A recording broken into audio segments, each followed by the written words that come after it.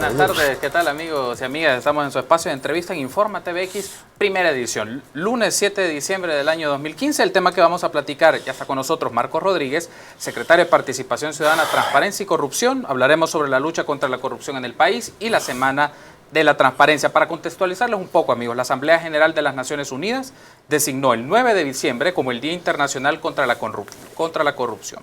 Esto constituye una forma en cómo las sociedades y sus diversas expresiones sociales, políticas y económicas asumen compromisos, promulgan normativas, políticas y actividades para combatir la corrupción en nuestra sociedad. En ese caso es un gusto para mí saludar a Marcos Rodríguez, secretario de Participación Ciudadana. Marcos, gracias por estar con nosotros. Gracias por invitarme, buenas tardes y bueno, buen apetito a todos los televidentes que están comiendo. Justo que en esta mediodía, pues sí, un feliz provecho a aquellas personas que están comiendo en este instante. Me gustaría que iniciar, Marcos, considerando que uno de los temas que se ha venido posicionando en la agenda de trabajo gubernamental en los últimos 10 años aproximadamente, si un poco menos, es la promoción de la transparencia y la rendición de cuentas en el sistema político salvadoreño. Esto con el afán de combatir la corrupción.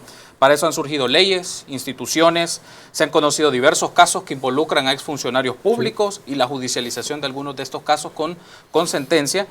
Y en ese caso me gustaría que valoráramos, secretario, ¿considera usted que a este momento de la sociedad salvadoreña, de nuestro sistema político, ya se ha construido la base, por lo menos los insumos fundamentales para hablar de un sistema de transparencia y de corrupción en nuestro sistema político? Mire, se ha avanzado bastante.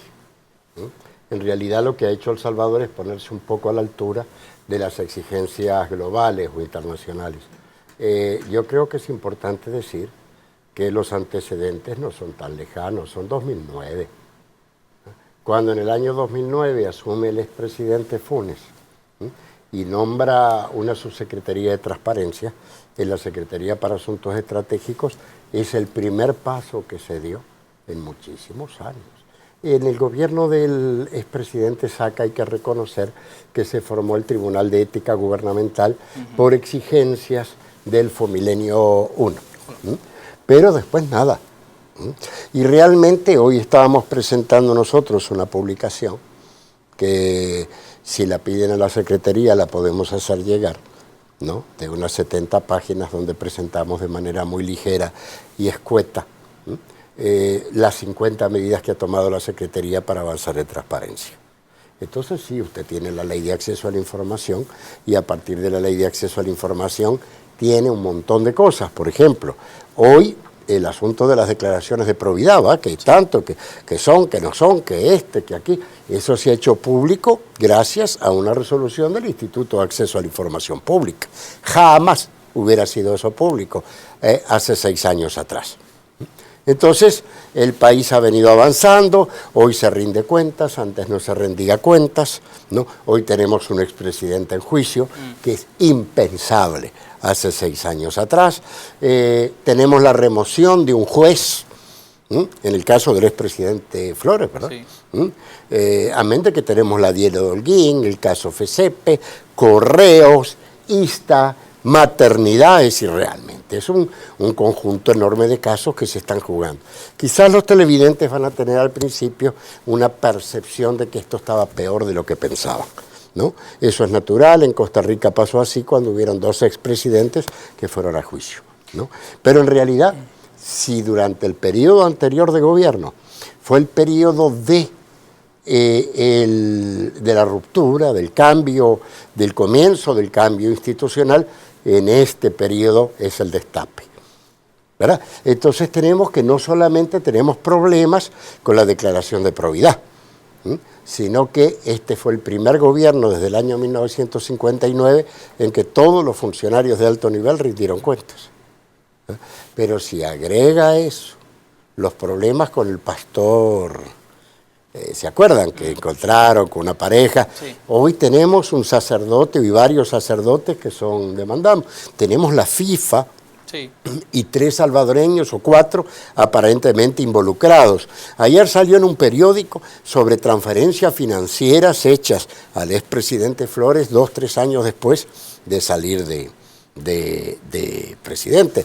Es más, después del gobierno del presidente Flores, después cuando ya estábamos al principio del gobierno del presidente Saca, la misma Corte Suprema de Justicia prácticamente desmontó la sección de probidad, lo que llevó a la renuncia del presidente de la sección de probidad, ¿cierto? Entonces, realmente lo que ha habido es una gran apertura, ¿no? Y todavía no podemos hablar de una institucionalidad ya montada, pero sí encontramos una reforma a la ley del Tribunal de Ética, encontramos la ley de acceso a la información pública, encontramos resoluciones pendientes, encontramos que solo el Poder Ejecutivo, las instancias del Poder Ejecutivo, hemos respondido a más de 72.000 requerimientos de información, y solamente se ha negado el 1%, y se ha entregado parcialmente el 2%. Quiere decir que la mayoría de la información requerida está siendo entregada. Hay más de 92.000 documentos en exposición pública. Mencionaba y hacía el interrogante, secretario, por el hecho de que, en el sentido siguiente, ¿se ha creado las piezas fundamentales para un sistema de transparencia y rendición de cuentas? ¿O considera usted que, necesitamos fortalecer proyectos de ley? Por ejemplo, está en discusión un anteproyecto de ley por temas de probidad, o está discutiéndose el tema de anteproyecto de ley de la función pública. Es decir, el sistema político requiere otras piezas para fortalecer un sistema de rendición de cuentas, o con lo que tenemos como la base para iniciar. ¿Se necesita más? Hay un avance sin precedentes. 2, hay un destape general. También puede decir que se está proponiendo en la Asamblea que no prescriban los delitos de pedrastería, que los delitos de corrupción tampoco prescriban. O sea, realmente está la ley de la función pública esperando, se está discutiendo la ley de enriquecimiento ilícito, que habría que ver si solo va a tocar a funcionarios públicos, también a privados. Se está discutiendo de que hay una declaración de patrimonio también de los privados, ¿no? Yo estoy demandado en Fiscalía, por cierto, por haber hecho público la lista de deudores al Estado que presentó el Ministerio de Hacienda. O sea que esto es algo nunca visto, ¿va? Entonces, ¿qué queremos decir en este aspecto? Lo que queremos decir es que esto no es mérito del gobierno solamente. Aquí ha participado un montón de gente. Pero una cosa es segura. Si el gobierno no se hubiera puesto a la cabeza de este proceso, y a veces con dificultades y con resistencias, pero si el gobierno no hubiera hecho lo que hizo desde el 2009, tendríamos hoy un caso similar a lo que está pasando en Guatemala o lo que está pasando en Honduras. Me interesa. Entonces, hay una institucionalidad cambiante, hay una institucionalidad fortaleciéndose. Hay un gobierno que no resiste, ni mira para otro lado, sino que debate, que está en el juego. Hay una sección de probidad que ha cambiado su actitud totalmente. Antes estaba muy apachurrada, muy callada. Hoy está entregando, ¿verdad?, las declaraciones de probidad, y está apareciendo diferencias considerables en un montón de gente. Ni quiero pensar lo que va a pasar cuando se abra desde el expresidente Cristiani a la fecha, ¿no? Eso va a pasar dentro de muy poco, que van a empezar a salir barbaridades, ¿no? Unas quizás han prescrito, otras no. Por eso es tan importante que no haya prescripción de casos de corrupción y que esto sea retroactivo, ¿cierto? Al país se le está abriendo la posibilidad no solamente de crear leyes e instituciones, sino de sentar precedentes. Los precedentes son muy importantes. De sentar precedentes que digan, hay determinadas cosas que se hicieron toda la vida en este país, particularmente desde el poder, pero no solo el poder político, del poder económico, del poder religioso, ¿verdad? Y que hoy ya no son admitidas por la sociedad. Eso es una gran oportunidad para la sociedad salvadoreña, y esta semana, que es la Semana de la Transparencia, es una semana para debatir públicamente esto y para proyectar las acciones futuras. Me gustaría el tema de los precedentes y de los casos y las implicaciones que tiene por algo que es sustancial, secretario, la construcción de confianza en la ciudadanía. Entonces, es decir, diversas investigaciones, el Barómetro de las Américas, el mismo índice que tiene Transparencia Internacional, pues mencionan que las apreciaciones de la gente consideran que hay actos de corrupción o que el sector público no es una de las instituciones de confianza. Ahora bien, mi pregunta va en ese sentido, ¿cómo generar confianza y participación ciudadana, considerando que el tema y las prácticas de corrupción se vienen arraigando por años? Estamos hablando de un sistema de prácticas que se ha venido configurando por decenas de años. Entonces, ¿cómo construir ciudadanía a través de qué mecanismos y que la gente confíe en su sistema político, que confíe en sus funcionarios públicos, que confíe en las instancias que están en la toma de decisiones de este país? Mire, lo que tú dices es muy interesante, ¿sí? Y es cierto. América Latina hasta hace 20 años era un continente de dictaduras. La democracia es nueva. Hoy se están dando un montón de regímenes de diferente tipo, pero que no son regímenes oligárquicos, no son... Algunos han demostrado también, por cierto, que la corrupción no tiene color político. La corrupción está asociada al poder y al dinero. Donde hay poder y donde hay dinero hay oportunidades de corrupción, ¿no? Pero el punto no es si hay o no hay corrupción, es si hay mecanismos y hay una lucha inclaudicable contra la corrupción. Y en ese sentido, ¿no? En América Latina hay una cultura muy permisiva. El que tiene el poder manda y decide. Eso hay que cambiarlo. Eso no cambia de la noche a la mañana, nos va a llevar muchos años, muchos precedentes, muchos cambios, pero sí, eso al final de los finales es lo que genera unidad nacional y confianza, una confianza que no depende de que tú seas mi compadre o mi amigo o mi pariente, sino de que yo sé que vas a cumplir determinadas reglas y tú sabes que yo voy a respetar determinadas reglas. Aquí tenemos todavía una confianza muy de familia, de partido, de iglesia, de mi grupo, y mi grupo se enfrenta al resto de la sociedad y mientras yo sirva a mi grupo puedo hacer lo que quiera. Eso es lo que hay que cambiar, hay que poner reglas que se respetan y una confianza que se basa en ese aspecto. Hay que tratar de seguir siendo divertidos, porque realmente los países que salen mejor en los índices de percepción de la corrupción son también muy aburriditos, ¿verdad? Yo he vivido en más de uno.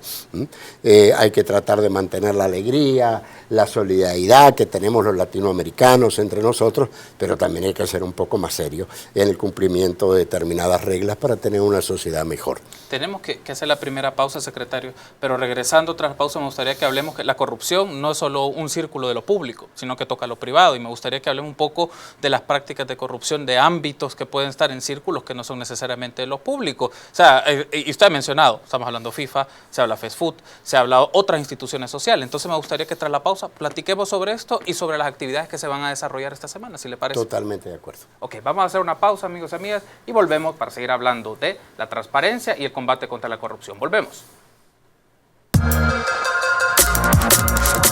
Gracias por continuar en sintonía de Informa TVX, primera edición. En su espacio de entrevista de este lunes 7 de diciembre del año 2015 me acompaña Marcos Rodríguez, secretario de Participación Ciudadana, Transparencia y Anticorrupción. Estamos hablando de la lucha contra la corrupción en el sistema político salvadoreño y también vamos a hablar en unos instantes sobre la Semana de la Transparencia que estará desarrollando el gobierno de El Salvador, o que más bien ya ha iniciado este día con una actividad. Me gustaría que abordemos, secretario, porque se puede mantener en el ideario colectivo social de que la corrupción solo es algo que toca a instituciones públicas. Evidentemente las expresiones más fuertes se han dado de esa manera y también mediáticamente se ha abordado desde este punto de vista.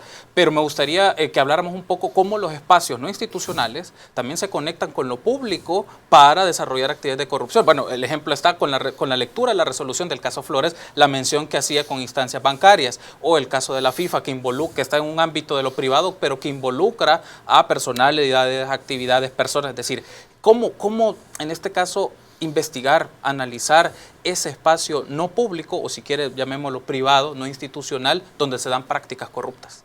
Mire, lo que usted dice es muy interesante y hay dos aspectos. El primero, la corrupción en el sector público siempre o casi siempre tiene un socio del sector privado o de la sociedad civil.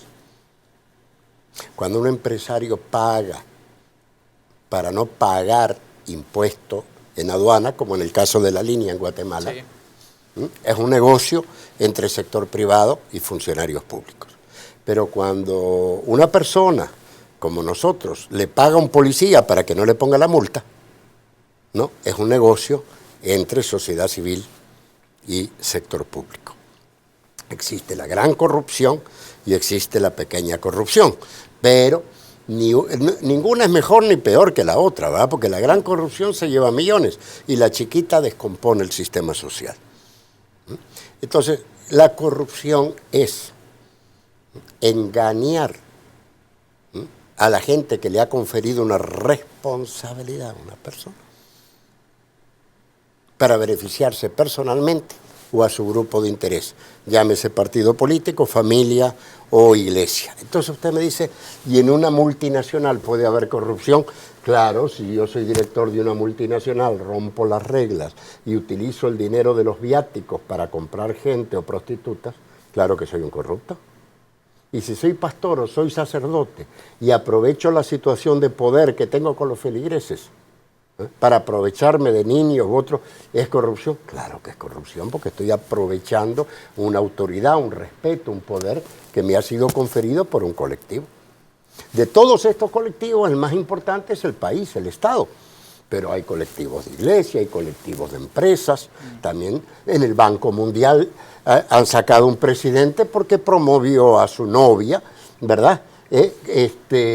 A un puesto privilegiado, ¿no? Sin que tuviera las competencias para eso. Entonces, ¿eso es corrupción? Sí, eso es corrupción, y en el Banco Mundial, en la FIFA también. ¿Qué quiero decir? Corrupción hay en todos lados. Está asociada al poder, al dinero y al rompimiento de reglas para beneficiarse personalmente o como grupo. La gente aquí en el campo dice una palabra, es un aprovechado. ¿Qué es corrupción? Aprovecharse indebidamente de algo que no le pertenece a uno. ¿Cierto? Entonces, hay que cambiarlo. ¿Y cómo cambiarlo? Bueno, en lo público, ley de acceso. En Sudáfrica, la ley de acceso a la información, no solo el Estado, son todas las instituciones públicas o privadas relacionadas con los derechos humanos consagrados en la Constitución de Sudáfrica. Y usted me dice, bueno, ¿y cuál es la diferencia entre Sudáfrica y El Salvador? Se la digo muy simple. Aquí hay acceso público a la información de la Universidad Nacional. En Sudáfrica, de cualquiera de las universidades, porque la educación es un derecho humano.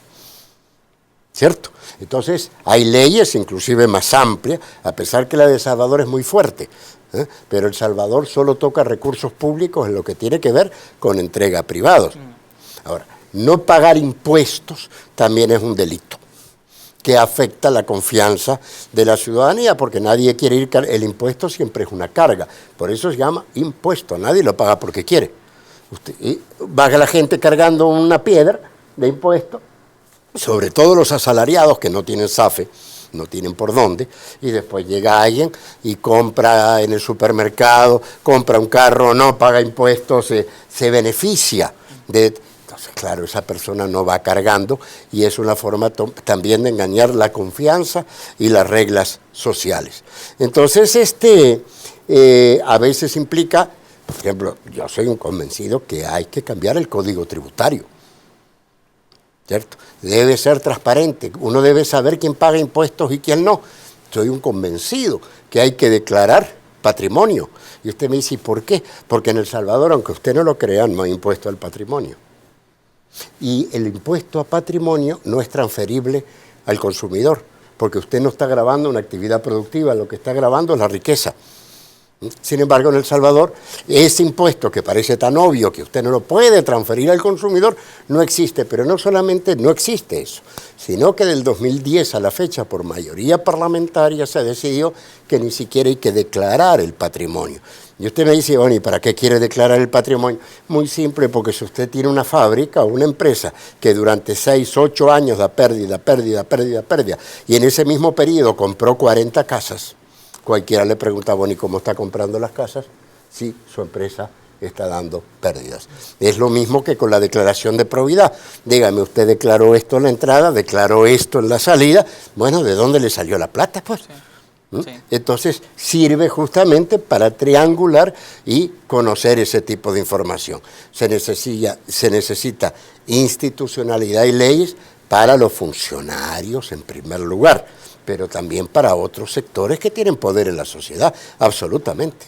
Este punto me interesa, secretario, me gustaría desarrollarlo un poco más, porque claro, para desarrollar esta capacidad de sanción de cometimiento de delitos, de prácticas de corrupción, requiere instituciones que estén fuertes. ¿En qué sentido? En su capacidad de investigación, en su capacidad de sanción y también en su capacidad de autodepuración, en el sentido de encontrar funcionarios o personas que estén involucrados en ese tipo de actividades. Entonces, me gustaría su valoración sobre, claro, en este sistema de instituciones, me refiero Corte de Cuentas, Fiscalía General de la República, Instituto de Acceso a la Información, Tribunal de Ética Gubernamental, o sea, ¿en qué puntos, qué aspectos hay que calibrar, fortalecer la maquinaria de la institucionalidad en promoción de la rendición de cuentas, para tocar intereses que están dentro de lo público, pero también dentro de lo privado?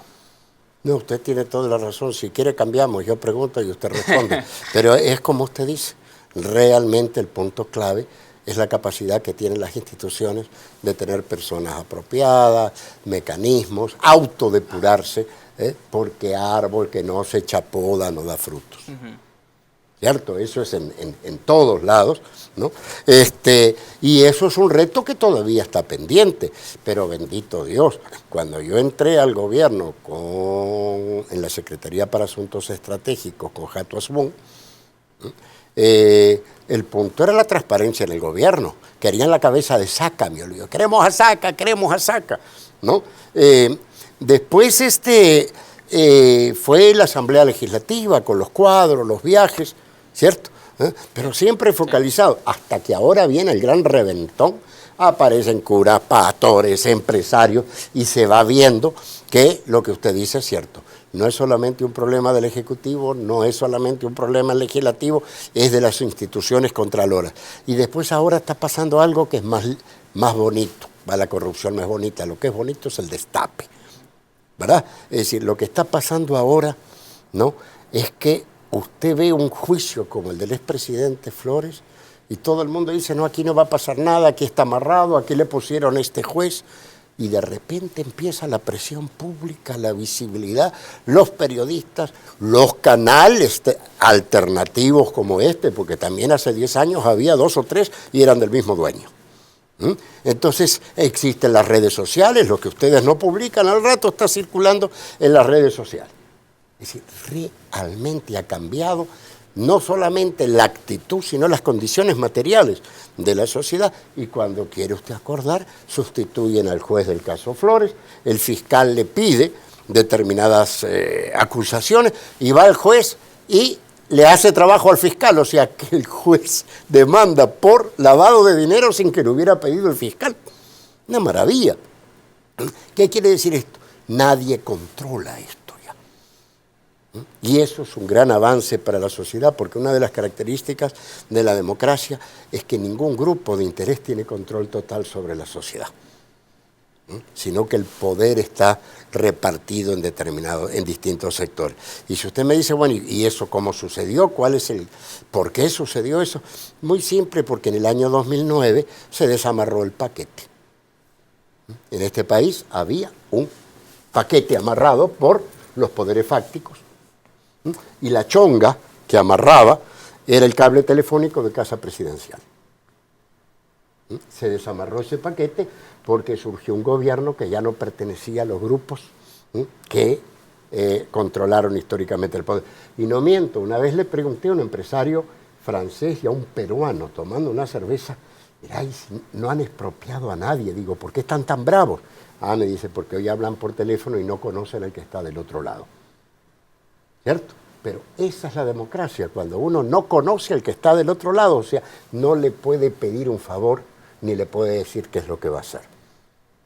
¿Cierto? Y esto lo decían dos empresarios extranjeros, no, nosotros estamos acostumbrados a operar de esa forma. Aquí no, si no era el de la finca de al lado, era el del banco de enfrente, pero estaba, es decir, ¿qué es el caso FECEPE? El caso FECEPE es un caso que se produce entre 15 empresas, que pertenecen a 12 personas, a 12 accionistas. Es un arreglo entre gente, según la auditoría del BCR, ¿no? Un arreglo entre gente que son amigos, que se conocen, que el mismo que aprueba el dinero es hermano del otro, que es apoderado de la empresa que lo recibe. Es lo que ha sido la historia de El Salvador durante 200 años.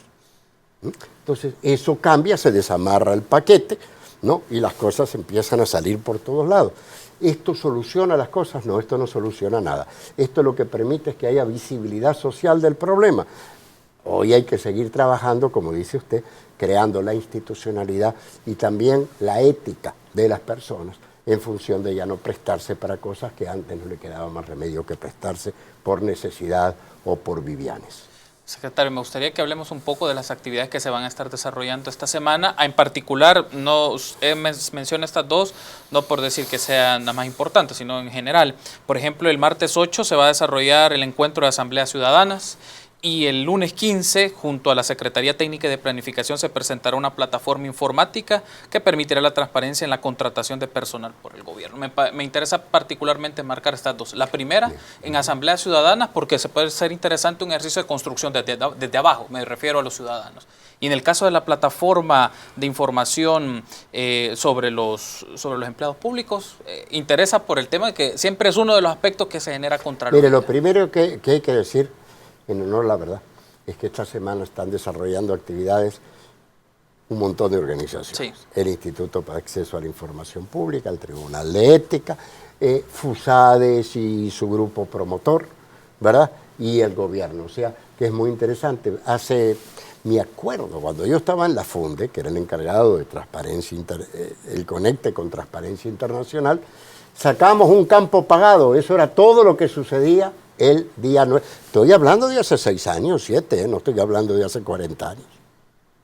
¿No? Y no podía hacer ningún evento con el gobierno porque no había nadie en el gobierno encargado de este tema. Ni siquiera había nadie para quien preguntarle, con quién pelear, nada. Claro que el país ha cambiado una barbaridad.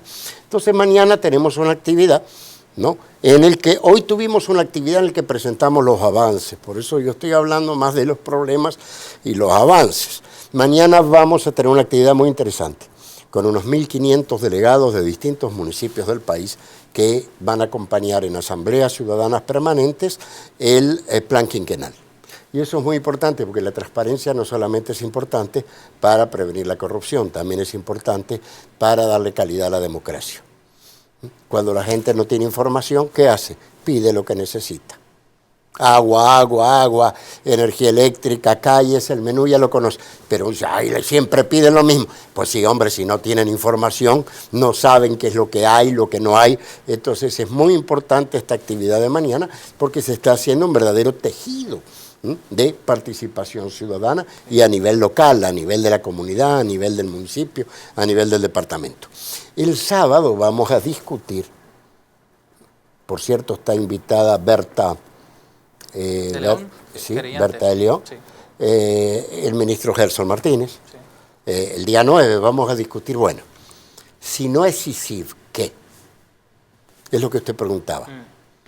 Ya no discutamos si sí, no, sino definamos qué hay que hacer en el país. Dejemos vivir al mundo y decidamos qué tenemos que hacer los salvadoreños. Okay. ¿No?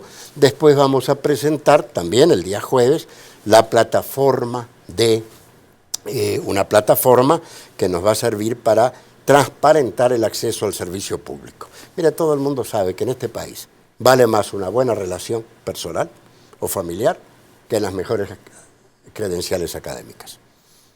Así ha sido siempre, ¿cierto? Y no hay otra alternativa porque la gente va y entrega su currícula a su hijo, mi primo, mi tío, mi amigo, mi hermano, ¿cierto? Porque no hay otra. Usted dice, bueno, y si no hago eso, ¿cómo consigo trabajo? ¿Cierto? Bueno, muy bien, hay que crear nuevas reglas, cuando uno dice acá hay 40 plazas, que pueda ver usted quién se lleva las plazas al final y por qué y cuál es su CV. Y que si usted está compitiendo pueda ver cada paso del proceso de contratación. Eso es lo que vamos a empezar a hacer el año que viene y el jueves vamos a presentar la plataforma informática para que cualquier persona que está solicitando y compitiendo por un empleo, no es que tenga empleo, porque ni Mandrake el mago, a veces hay una plaza y hay 20 personas solicitándola, pero que pueda tener la confianza, que es lo que usted decía, de que ese proceso se ha desarrollado transparentemente. Secretario, quiero agradecerle por su tiempo. Gracias por haber estado con nosotros. Espero que sigamos discutiendo este tema en futuras oportunidades. Vamos a hacer una pausa, amigos y amigas, pero regresamos con más información en primera edición de Informa TVX con Priscila Martínez. Volvemos.